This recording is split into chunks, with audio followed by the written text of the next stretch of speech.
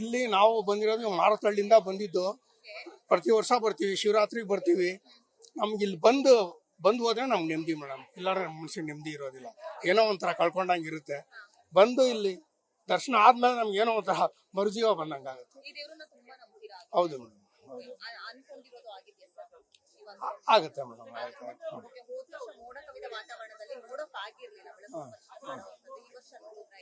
ಹೋದ ವರ್ಷ ತುಂಬಾ ನಿರಾಸೆ ಆಯ್ತು, ಬಟ್ ಆದ್ರೂ ನಮ್ಗೆ ನಂಬಿಕೆ ಇದೆ.